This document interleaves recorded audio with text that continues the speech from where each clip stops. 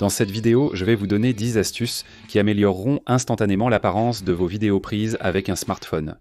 Je vais vous montrer comment, en apportant seulement quelques ajustements simples à votre façon de filmer, vous pouvez améliorer considérablement l'apparence de vos vidéos et obtenir un rendu beaucoup plus professionnel. Ça arrive tout de suite.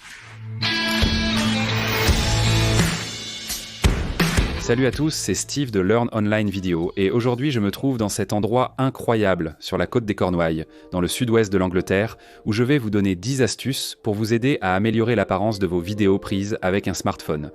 Je vais vous donner des conseils sur la façon de filmer vos vidéos, ainsi que des astuces pour le montage avec de la musique et des effets sonores.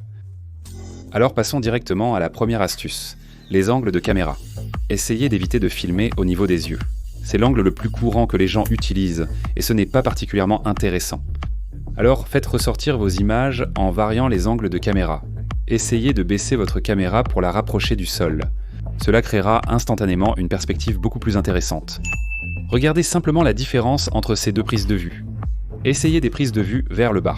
Les plans en plongée sont un excellent moyen de faire ressortir vos images.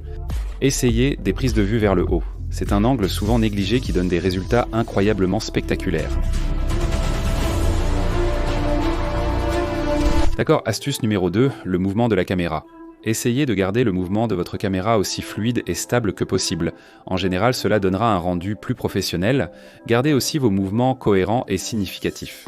Est-ce que vous avancez la caméra pour plonger votre public dans une scène ? Peut-être que vous levez la caméra pour révéler un lieu, ou que vous reculez la caméra pour terminer une scène. Peu importe comment vous déplacez votre caméra, réfléchissez à l'histoire que vous voulez raconter et aux informations que vous souhaitez transmettre à votre public. Astuce numéro 3, les accessoires. Si vous avez encore du mal à obtenir des prises de vue fluides en filmant à la main, ne vous inquiétez pas, car il existe de nombreux accessoires pour vous aider. Un stabilisateur est un excellent moyen de capturer facilement des prises de vue fluides. Un stabilisateur dispose de modes et de fonctionnalités qu'il est beaucoup plus difficile de reproduire à la main. Celui-ci, par exemple, possède une perche télescopique intégrée pour aider à capturer des mouvements plus cinématographiques. Donc, je peux reproduire des plans de grues et de drones, ce qui aide vraiment à augmenter la valeur de production de mes images. Ou si vous recherchez un rendu plus caméra à la main, alors une cage comme celle-ci est une excellente option. Elle vous permet de lâcher votre appareil photo pendant le tournage et offre en plus la possibilité d'ajouter des accessoires comme un micro ou une lumière. De plus, les objectifs et les filtres sont aussi un excellent moyen d'améliorer vos vidéos. Ceux-ci aideront à minimiser les reflets et l'éblouissement et ils permettront aussi d'améliorer les couleurs. Ne vous méprenez pas, il est tout à fait possible de capturer de superbes images sans tous ces accessoires, mais très souvent, ils sont extrêmement utiles et vous permettent de réaliser ces prises beaucoup plus rapidement et facilement. Comme toujours, tous les accessoires utilisés dans cette vidéo seront listés dans la description ci-dessous. D'accord, astuce numéro 4, le ralenti. Le ralenti est de loin l'un des meilleurs moyens de faire ressortir vos images. Non seulement cela aide à rendre vos images plus fluides, surtout lorsque vous filmez à la main, mais cela permet aussi à votre public d'assimiler plus d'informations. Prenez ces vagues qui s'écrasent, par exemple. Ce plan a l'air correct, mais maintenant, filmons-le à nouveau, cette fois en ralenti. Je passe à 120 images par seconde et voici le résultat. Un plan qui se joue à 25% de la vitesse. Cela permet au public de saisir plus d'informations, d'apprécier le plan. Cela rend le moment plus clair et plus dramatique. Cela peut aussi aider à instaurer une ambiance ou un ton. Il existe de nombreuses façons créatives d'utiliser le ralenti pour faire ressortir vos images. N'hésitez pas à expérimenter. D'accord, conseil numéro 5, les objectifs. Maintenant, selon votre téléphone, il se peut que vous ayez ou non différentes options d'objectifs. Celui-ci, par exemple, possède 3 objectifs. Nous avons l'objectif standard, c'est celui que la plupart des gens utilisent. Nous avons l'objectif ultra grand angle, maintenant nous pouvons voir encore plus de ce paysage, et un téléobjectif. Maintenant, nous pouvons zoomer directement sur cette côte et capturer des choses que nous ne verrions pas normalement. Donc, si vous avez ces options, assurez-vous de les utiliser. Si votre téléphone n'a pas ces objectifs, alors faites à l'ancienne. Si vous voulez une photo plus rapprochée, alors rapprochez-vous. Si vous voulez une photo prise de plus loin, alors reculez simplement. La chose la plus importante ici, c'est que vous capturiez une bonne variété de prises de vue. De beaux gros plans détaillés, des plans moyens et des plans larges. C'est ce qui va rendre vos images intéressantes et garder vos spectateurs engagés. Astuce numéro 6, la musique et les effets sonores. La différence que peut apporter simplement l'ajout de musique et d'effets sonores à vos images est énorme. Prenez ce plan-ci, par exemple. Ça a l'air correct, mais l'audio est terrible. Je vais donc remplacer ce bruit de vent horrible par quelque chose d'un peu moins distrayant. Ajoutez une couche de musique douce et ajoutez le son de quelques vagues qui s'écrasent. Écoutons ça.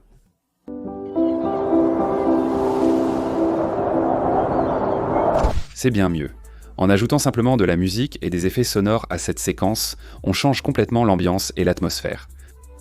D'accord, parlons des fonctionnalités des appareils photo de téléphone, car selon le téléphone que vous avez, les fonctionnalités disponibles seront différentes. Ce téléphone, par exemple, l'iPhone 13 Pro Max, dispose du mode cinématique. Cela me permettra de sélectionner mon point focal et brouillera ensuite l'arrière-plan pour donner un aspect beaucoup plus cinématographique.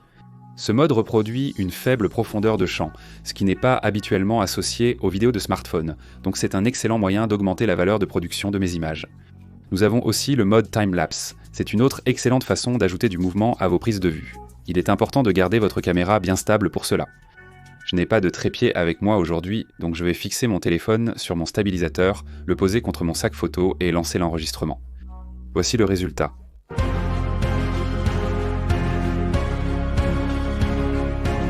Essayez aussi de marcher avec votre appareil photo en mode accéléré. Cela créera un time-lapse en mouvement ou hyperlapse comme on l'appelle. J'ai une vidéo entière consacrée à la prise de vue en hyperlapse. Je mettrai le lien ci-dessous. D'accord, parlons de l'étalonnage des couleurs, car l'étalonnage est l'un des meilleurs moyens de styliser vos images.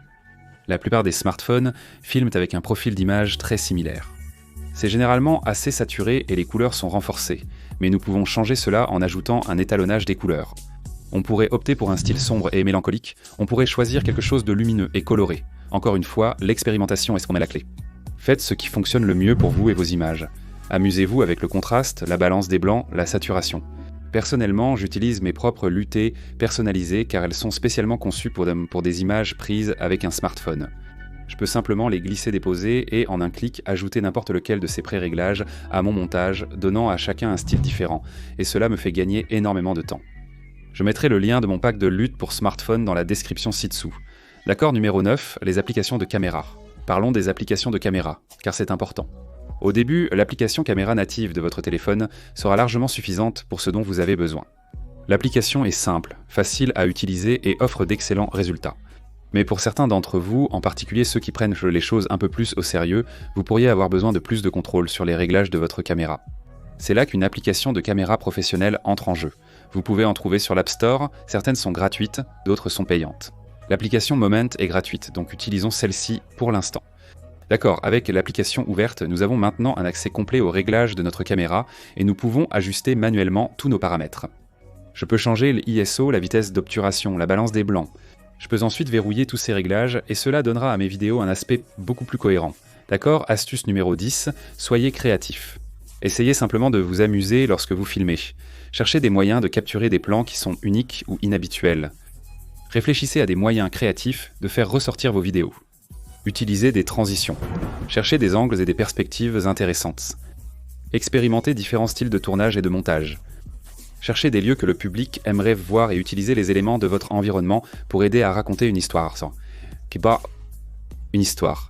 Combinez tout cela avec de la musique, des effets sonores et de l'étalonnage des couleurs. Alors écoutez, j'espère que ces conseils vous ont aidé et que vous verrez une énorme amélioration la prochaine fois que vous sortirez filmer. Si vous avez trouvé cette vidéo utile et que vous souhaitez en savoir plus sur la production vidéo et la réalisation de films, alors j'ai beaucoup plus de contenu sur cette chaîne. Assurez-vous d'y jeter un œil, en particulier à ces deux vidéos ici. Celle-ci vous apprendra à filmer des images cinématographiques avec votre smartphone, et celle-là vous montrera comment améliorer vos mouvements avec un stabilisateur. Mais c'est tout pour moi. Merci d'avoir regardé et on se retrouve dans la prochaine vidéo.